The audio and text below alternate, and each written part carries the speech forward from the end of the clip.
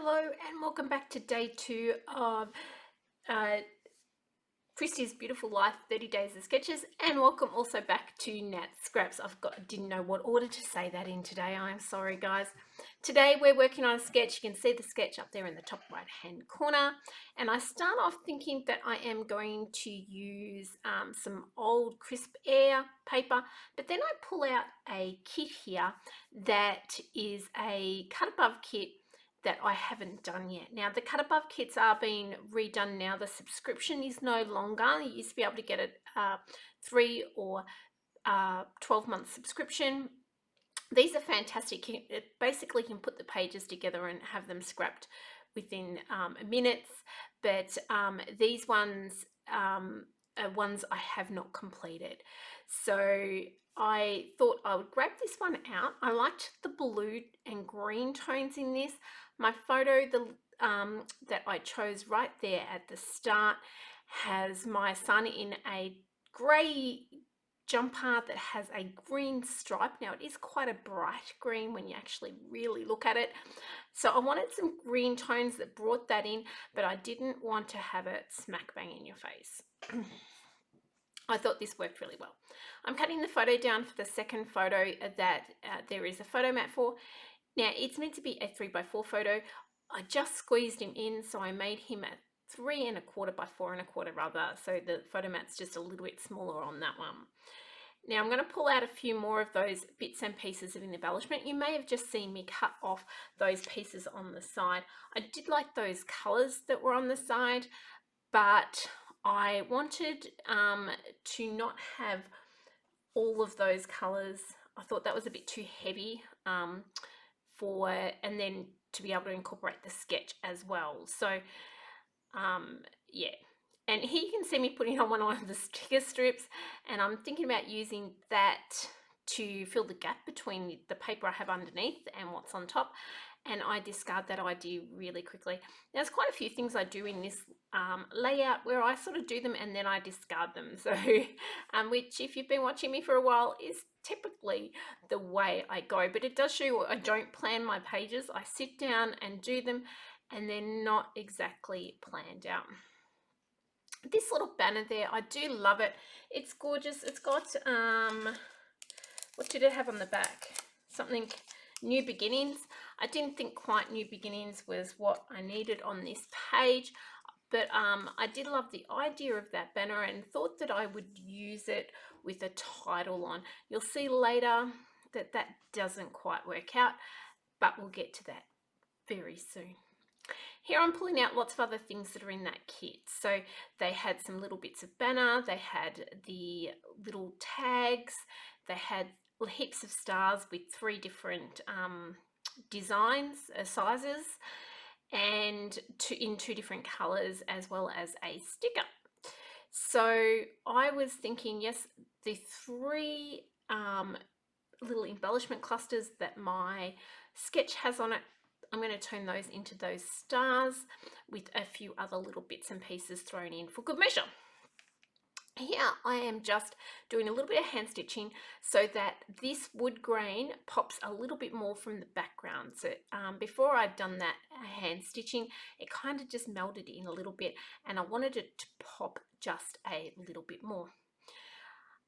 I think that this is where all these pieces are going to go, so I stick them down. You will see I move them in a minute, which is not unusual for me, but it gets frustrating at times. Do you guys, once something's down, does it stay, or are you a little bit like me? Do you put something down and pull it back up? I'd love to know what you do, and whether you are a little bit more crazy like me and put things down, pop them up, put things down, pop them up. Here I've just also taken a piece of that paper that I cut off that edge, and I'm using that just to make a little tag in the other corner there. And I'm just using that really as a foundation for my clusters. So the 2 tags and that one that I made make up the clusters. Now I'm using a little bit of the green that I'd cut off there to do the stars, so that I'm bringing in another little touch of that green to the page, and I'm just tracing the ones that are already cutouts and then just snipping them out. And it doesn't take very long, but it keeps the page looking a bit coherent with the sizes of the stars. You may have a star punch or something like that, and you'd be able to do it way easier. But I'm really just creating some extra color to go with those other blue stars. I'm now checking what color the paper is, and I decided it's actually the Close to My Heart Seabrook color, and I'm going to cut a border for that banner that you see there. And I really just kind of didn't think this through, which is not all that uncommon for me. So when I've done it, I realized that the lettering that I've chosen is actually bigger than the banner size, and I did trace that banner upside down too. So you want to be able to trace it so that the pieces that you want don't end up with the grey lead marks on them. So here I've got that there, and you'll see in a moment that I am going to bring in the lettering and blend those. And then when I go to put the lettering on there, I realize that it's way too, and the banner gets big. Yeah, we're slowly getting to my disasters, so we'll get there in a second. So I'm just looking at that, realize, yeah, I'm going to have to double up that banner, and I think that's going to work fine. I'm happy with it. So I'm bringing in my blending tool and blending that with the Seabrook. Then the darker color on this page is Harbour. So I'm just bringing in a tiny little bit of Harbour and then going to have that so it's like a little bit of an ombre there on the word. Once I figure out roughly where that sizing will go, I'm going to pop them down and lay the words down onto that banner, and I test them out a few times before I get roughly the right width between the two pieces and feel that it's going to work. So I'll put those letters down there. Now the one thing that happens here is that L ends up on the part that is not sort of sloping the other way, so I end up a big gap between with the L and the A, and that annoys me for quite a while, and I try to fix that. So I think that this is going to be right, and I think, yep, I'm happy, and I put it down, and I'm trying to still fix that gap up, and I kind of think, well, I want the word let's or let us play, and I can put let's into that little hole. So in a moment I'm going to go digging through the lettering pieces I have around the place and look for something to write the word let's or let, and I come back with a few bits and pieces. Here I am, I'm moving these over. Before I go and do that, I'm going to move all this over a little bit because I haven't given myself enough room really between up the top there, and I feel like that I need to bring that play down off the edge and bring it into what I've kind of created a smaller canvas inside the canvas. And I also decide that that white is not doing anything for the page, the white that's on the side.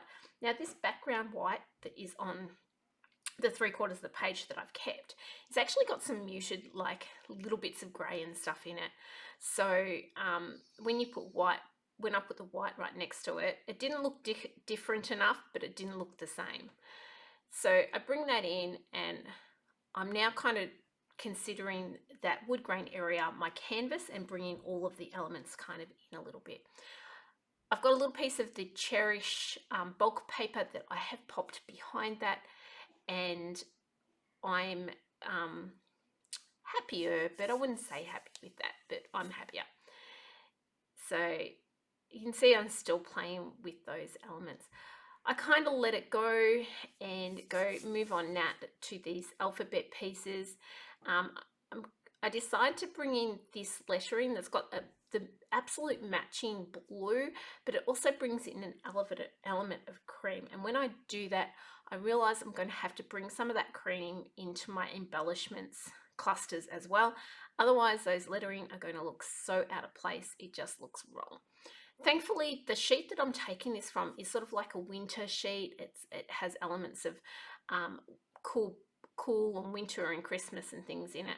So I bring in a couple of those pieces, got a little bit of the cream on it, one that's got a little bit of wording that's cream, cozy time, and the chili.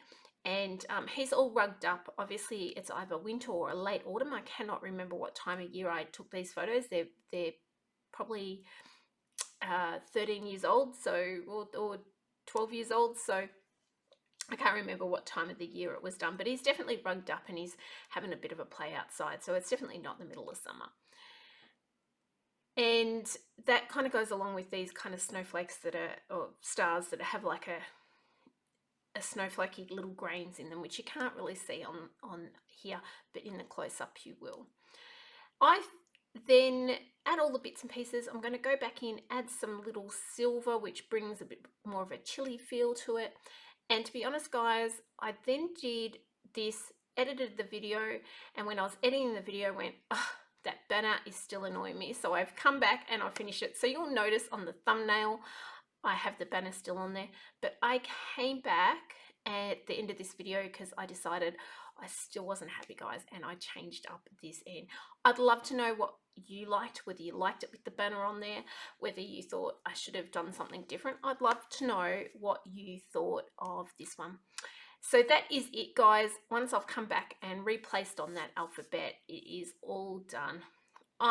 Thank you so much, guys, for joining me. Thank you for following. Christy's Beautiful Life there's a link in the bottom if you want to see the sketches and play along. And there was lots of other stuff going on there as well. Thanks again, guys. I will see you soon, and hopefully for day 3. Take care. Bye.